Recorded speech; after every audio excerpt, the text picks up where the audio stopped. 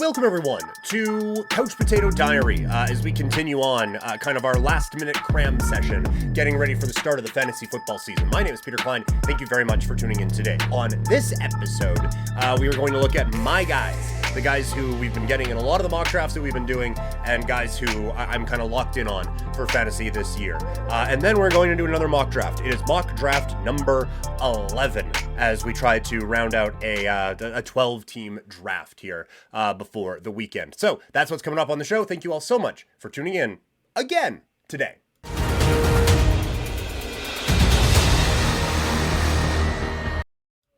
All right, it is time for my dudes. A lot of different shows call it a lot of different things, but these are my dudes.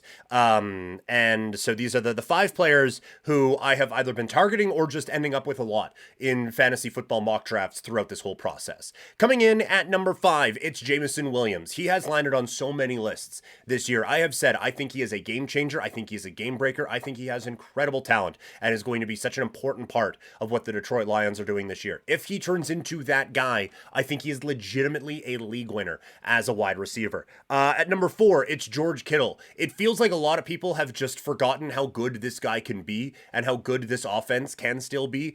He gets banged up a little bit, for sure, but he is still, I think, incredibly talented and deserves to be taken amongst some of the highest tight ends in these drafts. At 3, it's Kyler Murray. Kyler showed up and played very good football down the stretch for the Arizona Cardinals. And I think now having a full training camp, having a defense that's going to be able to at least, get them on the field at some times, and also have a weapon in Marvin Harrison Jr. that's really going to help things out. And also, I think they drafted a pretty good backup to James Conner in Benson. And so I just think that this offense is better now set up for Kyler Murray to make a real push and become a legitimate fantasy star again this year. At 2, it's Christian Watson. There is a lot of buzz about this Green Bay Packers receiving room. I still think Watson is the best of all of them. And I think he has an opportunity now to kind of take that step into wide receiver 1 territory. I think we're going to be drafting him as a wide receiver 1 probably around the 2nd round this time next year. And at number 1, it's still Deebo Samuel. Ayuk gets a lot of the headlines. McCaffrey gets a lot of the headlines. Deebo gets banged up a little bit, just like George Kittle, but I think he is still legitimately one of the most talented players in the National Football League this season, with his ability to break tackles, the catch radius, and all of those things. He is just spectacular, I think, at what he does. And so that is why he is number 1 on my list of my guys, my dudes, going into the 2024 fantasy football season. All right, this is going to be a bit of a quicker one today. Let's get right into mock draft number 11.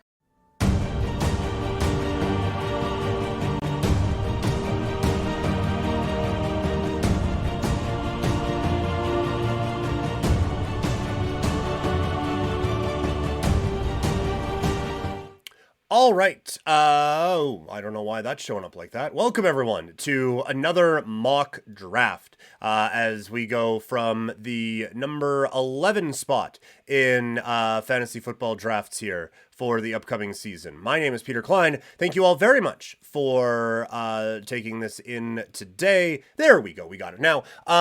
So this is what we've been doing. It is now the final couple days before the biggest draft weekend of the year. And so I'm trying to cram in the last couple of mock drafts. So we've been doing it from every spot in a 12-team half PPR. Today, we're going from number 11. So we will click Start Draft. We will click OK, and we are underway. Tyreek Hill goes at 101, followed by McCaffrey, Bijan Robinson, Jamar Chase, CeeDee Lamb, Justin Jefferson, Amon-Ra St. Brown, Breece Hall, Jahmyr Gibbs, and A.J. Brown. So it's nice that we're doing this, admittedly, on the same day as mock draft 10 and mock draft 12 as well, and taping all of these at the same time. So it's nice that they're not all going the same way at the beginning, because that could get a little bit boring and not really helpful. So we're at this spot. The top players available, I guess: Jonathan Taylor, Saquon Barkley, Travis Etienne, and Kyren Williams for running backs, and a wide receiver. It's Garrett Wilson, Marvin Harrison, and Puka Nacua. This one, to me, I do think there is a bit of a tier break, but Saquon Barkley, I think, is just a little bit better than Jonathan Taylor. So we will go Saquon there, Wilson, and then Etienne. Now, I think Taylor is better than the other options that are available. So Team 12 going with Wilson and Etienne open things up for us very nicely. Jonathan Taylor as our RB2, I feel amazing about. And I like that there was a little wide running back run after that with Henry and Kyron Williams. The receivers do start to come off the board with London, Nakua, Harrison, and Olave. A couple more running backs. Jacobs is going in the second round in these last couple. And that is getting to the point where it's too high. I thought earlier on when we were getting him in the fourth round, that was an amazing value that we were getting him at. Now, it's a little bit of a stretch.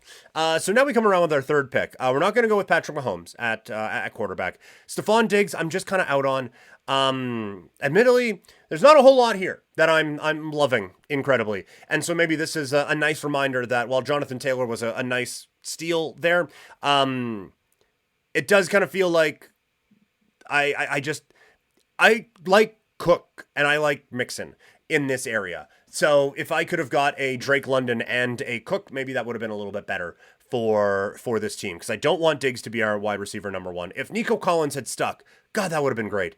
Jalen Waddle, that might be a bit of a risk. So is Cooper Kupp. I'm going to go with Kupp. We're going to go Cooper Kupp here and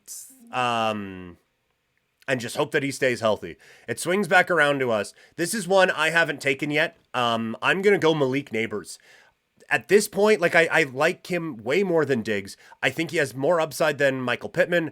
Devonta Smith there. You know what? We're changing our mind. We're not going with Neighbors. We haven't gotten Devonta Smith yet either, but we're going to go with him. I think that Philly offense is going to be incredible this year. So I'm going to go with the guy in the better offense right now with Smith there. So, yeah, maybe I was being a bit too stubborn and not taking another running back there. Like getting Cook in that spot over Smith might have been the better play, but I'm happy with how this has kind of worked out so far. So now it swings back around to us. James Conner available. Anthony Richardson up there. We're not going to go that way. I do still think I can wait on quarterback one more kind of loop-de-loop around the board. I'm going to see what happens if I wait on quarterback and tight end this one more time around. At least that's what I'm thinking going into kind of this process of looking at what's available here. David Montgomery is fine. DeAndre Smith, not so much.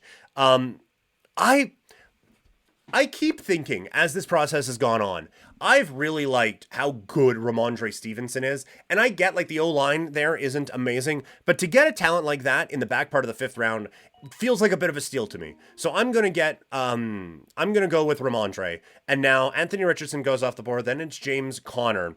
And so again, are we waiting too long by waiting on Love and a tight end? I think maybe we are. But I'm going to take a bit of a risk on it anyway. And let's see what else is out here. Najee Harris isn't a bad pick there at all. Roma Dunze is interesting. Raheem Mostert, I think, is a very interesting call out here right now. But you know what? Sixth round as our wide receiver 3. I'm going to take Rashee Rice. There's a very real chance that maybe he's not available in that spot in your drafts because it's real life. And this is going a lot off of ADP. Although, as we discussed, maybe not entirely off of ADP. But I just, now that we're pretty sure he's not getting suspended, that's going to be, I think, a steal of a pick for us. And so as it swings back around to us, we're just hoping there isn't a major quarterback run, and there isn't. Oh, that is huge for us because now we have an opportunity to get both guys that we kind of, if we're going to do this strategy, both guys we kind of want. There are 2 quarterbacks available. I don't think that team 12 here is going to take a QB. I do worry that they're going to take a tight end. So I will go with our tight end first. And I will go, just about screwed that up. I will go Brock Bowers. He is the last of the tight ends that I feel real comfortable with. So we'll go Bowers, then it goes Moss, Njoku, so they would have gone tight end, and now we can get Jordan Love. And so now, instead of where we were worried about maybe pushing it a little bit and going out and getting a Kyler and getting a, whether it be a Pitts or whoever, we're able to get Ramondre, get maybe a bit of a lottery ticket in our running back room, get Rashee Rice, who might end up being like a legitimate wide receiver 1 this year, and we're feeling very good about where we are at. And so now, this is something we've talked about. This is the area where we're hoping to get a couple of our wide receivers that we like. 2 of them have come off the board, so we are only going to get 1. But this one is an auto click for us, basically. It is Jameson Williams in this spot. After us, it then goes Gus Edwards and Tua Tagovailoa.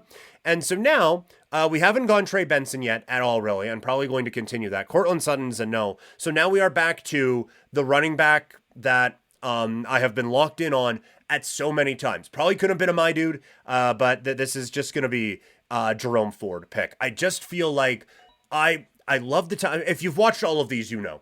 I love the talent. I love the opportunity. I think there's a real good chance for him to be a bit of a breakout star in that backfield for the Cleveland Browns. And so at this point, it is all kind of about building out our depth. Chuba Hubbard goes. All right, I was a little bit worried that one of those guys, one of Hubbard, Dobbins, or Charbonnet wasn't going to get there for me, but it has swung back around, and it is Zach Charbonnet who is in that spot, so it works out great. We will take him. It bounces back to us. We've gone Rico Dowdle in this area a couple of times. Maybe we do that again in this spot. The opportunity certainly feels like it's going to be there, but I'm going to mix it up. I think Jalen Wright. If anything happens with Devon Achane or with Raheem Mostert, Jalen Wright has an opportunity to be a real big back for Miami in what I still expect to be a pretty high-powered offense this season for the Miami Dolphins. It is swinging back around to us here in the 11th round, in the 13th round at pick 11. A couple of defenses have gone off the board. A couple of kickers have popped off as well. We've got Dontavian Wicks in this with this pick a couple times before, and maybe we do need to build out our receivers a little bit more. We only have, we have 4. That might be enough, right? But we should probably get one more wide receiver here.